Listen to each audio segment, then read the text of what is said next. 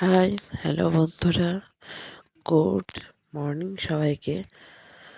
তো দেখো, আমার ছেলে আমার কুট্টু স্নান করিয়ে তৈরি করার পর কেমন অবস্থা করে ঘরের, মানে পুরো এলোমেলো করে দেয়।